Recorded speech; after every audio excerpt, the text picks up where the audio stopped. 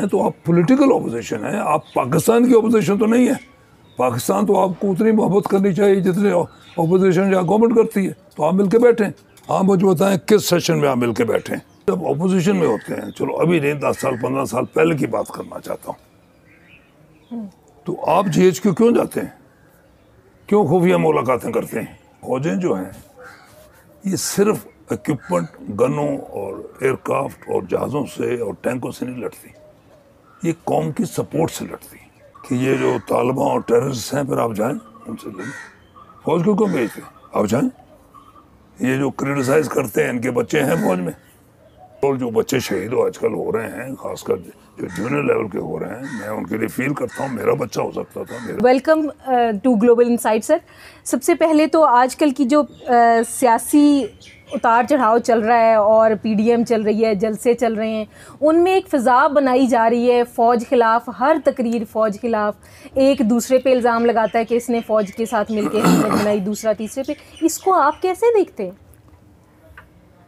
पहला तो as a senior citizen, मैं अपनी उम्र नहीं छुपाता हूँ, मैं 86 अल्हम्दुलिल्लाह, और मैं सियासत में भी नहीं हूँ, ठीक है। आई लव पाकिस्तान, मैं सियासत में, लेकिन मुझे अपनी उम्र में, मैं अगर रोहिदाद खान साहब से थोड़ा ही छोटा हूँ, मुझे बड़ा दुख होता है कि हमारी तीनों पॉलिटिकल पार्टीज, दो बड़ी वाली और गवर्नमेंट वाली भी, तीनों पॉलिटिकल पार्टी जितनी एनर्जी और जितना जोश और जितना टाइम एक दूसरे को गालियाँ निकालने में, एक दूसरे को बुरा बुरा कहने में ये खर्च कर रहे हैं, उससे अगर आधा टाइम भी ये नेशनल असेंबली में बैठ के जो मुल्क की हमारे प्रॉब्लम्स हैं उनको सॉल्व करें, तो मैं बहुत खुश हूँगा। कोई है, इन्होंने कोई लेजिस्लेशन कोई किया, कुछ और किया? मुल्क की इतनी बड़ी प्रॉब्लम है, कहते हैं जी पार्लियामेंट आ रहा है, तो वहाँ बैठो भाई। ये तो बैठते नहीं है, एक आएगा दूसरा वॉकआउट कर जाएगा, तीसरा आएगा चौथा वॉकआउट कर जाएगा। तो मैं इनसे पूछना चाहता हूँ, जो कि मैं पॉलिटिक्स में नहीं हूँ, कि जी आपको हम पैसे देते हैं, बस देते हैं, इलेक्ट करते हैं कि आप असेंबली में बैठ के बहस मुबासा करके, बेशक शोर शराबा कम करें करके, आप हमारे जो आजकल कौमी मसाइल हैं उनका हल ढूंढें। मैं ये नहीं कह रहा कौन सा हल ढूंढे, लेकिन आफ्टर ऑल लोग, जब हमारी इमरजेंसी होती है, एक होती है ऑपोजिशन वगैरह बैठ के, क्योंकि जैसे इंग्लैंड में कहते हैं हर मैजेस्टी इज लॉयल ऑपोजिशन। आप अगर ऑपोजिशन हैं तो आप पॉलिटिकल ऑपोजिशन हैं, आप पाकिस्तान की ऑपोजिशन तो नहीं है। पाकिस्तान तो आपको उतनी मोहब्बत करनी चाहिए जितने ऑपोजिशन या गवर्नमेंट करती है। तो आप मिलके बैठें, आप मुझे बताएं किस सेशन में आप मिलके बैठें। मैं तीनों पार्टियों से पूछना चाहता हूँ एज ए सीनियर सिटीजन, कोई नहीं बैठे। तो ये तो एक गिव एंड टेक होता है, एक ग्रेस होती है। मैं ब्रिटिश नेवी के साथ ट्रेन किया वहाँ, और सेकंड वर्ल्ड वॉर के बाद हम उधर से, कोई अगर अच्छी बात गवर्नमेंट करे, ऑपोजिशन वाला, द लीडर ऑफ ऑपोजिशन फौरन उठ के कहता है कि I support the prime minister in this, क्योंकि ये तो मुल्क की बातें कर रहे हैं। दूसरी आपने फौज का कहा, वियतनाम की जंग जो है, ये अमेरिका में एक बहुत अनपॉपुलर जंग थी। 70s में मैं खुद US नेवल वॉर कोर्स कर रहा था 75 में, जब ये जंग बिल्कुल रूज पे थी। उसके बाद सडनली डिफीट हुई और अमेरिका निकले, और वहाँ फ्रीडम थी, फ्री प्रेस है, सब कुछ है। मैं आप लोगों को हल्फन कह रहा हूँ, पॉलिटिकली लोगों ने क्रिटिसाइज किया, गवर्नमेंट को उस जंग के बारे में क्रिटिसाइज किया, किसी ने फौज के बारे में कुछ नहीं कहा। बड़ा सिंपल रीजन, उसने कहा जी फौज वहीं जाएगी जहाँ गवर्नमेंट उसको कहेगी। किसी ने कुछ नहीं कहा। जर्मन्स सेकंड वर्ल्ड वॉर के बाद फौज के पीछे पड़ गए थे, ब्रिटिश फौज के पीछे पड़ गए थे, रशियन फौज के पीछे पड़ गए थे, इटालियन फौज के पीछे पड़ गए थे। फौज तो वे करती है। अब रहा जो हमारे पॉलिटिक्स हैं, तो मेरी उम्र है, मेरा तजर्बा भी है, मैं ज़रा उनसे पूछना चाहता हूँ कि आप जब ऑपोजिशन में होते हैं, चलो अभी नहीं, 10 साल 15 साल पहले की बात करना चाहता हूँ, तो आप GHQ क्यों जाते हैं, क्यों खुफिया मुलाकातें करते हैं? कोई इसको डिनाई नहीं कर सकता, मैं नाम नहीं लूँगा, कोई इसको डिनाई नहीं कर सकता। तो फिर तो ये उधर है। आखिरी बात यह है कि एक मुल्क में अगर इंस्टीट्यूशन स्टेबल हो, लोगों को जस्टिस मिलता रहे, इंसाफ। देखिए चर्चिल बेवकूफ नहीं था जब दूसरी जंग में बिल्कुल जिसको कहते हैं बैक टू द वॉल, और हिटलर बिल्कुल उन्होंने कहा अभी अटैक करता ये अटैक करता, उसने एक क्वेश्चन पूछा कि आर कोर्ट्स वर्किंग। उसने ये क्वेश्चन क्यों पूछा था? उस वक्त हमें भी नहीं समझ आई थी, बाद में ऐसे में हुआ मुझे समझ आई नहीं। लेकिन मैं ये कहूँगा हमारा जस्टिस सिस्टम ठीक नहीं है। मैं ये कोई चंद साल पहले जंग में गया और मेरा कोई काम था उधर, तो मेरा नाम है क्योंकि मैं वहाँ पार्टीशन के बाद वहाँ पढ़ा हूँ, लोग मुझे जानते हैं। तो एक यंग मैन था, जब अहमद तस्नीम सुना तो मेरे पास आ गया कि जी आप फलां फलां। मैं कहा फलां फलां। मैं कहा तुम कौन हो? तो जी मैं फलां का पोता हूँ, उसका दादा मेरे साथ कहीं पड़ा हुआ था। तो मैंने कहा क्या कर रहे हो? तो मुझे उसने जंगी में कहा कि जी 2 मरले का मुकदमा है, दादा ने शुरू किया है तो मैं पे लड़ना। ये बिल्कुल एक ट्रू स्टोरी है। 2 मरले का उसका वो झगड़ा था, दादे ने शुरू किया, जो डिस्प्यूट हो गया, मैं उसकी साइड नहीं ले रहा, और दादा चला गया, बाप चला गया, अब उसका जो ग्रैंड सन है, पोता, वो लड़ रहा है। तो ये किधर है जस्टिस? हमारे 80% खासकर ये पंजाब और अपर ये झगड़े जो हैं सिविल हैं, ये ज्यादा ये प्रॉपर्टी के बारे में, जमीनों के बारे में। वो हदबंदी होती है, उसका 2 मरले इधर चला गया, इधर चला, ये नीचे तबके के। आप इसको रिजॉल्व कर दें, कोई इतना इशू नहीं है रिजॉल्व कर। पाकिस्तान का दिफा आपके ख्याल में आज कहाँ खड़ा है? बहरी दिफा। बहरी दिफा तो मैंने आपको पहले बता दिया है कि बहरी दिफा अल्हम्दुलिल्लाह हम साइलेंट सर्विस है, अच्छा है।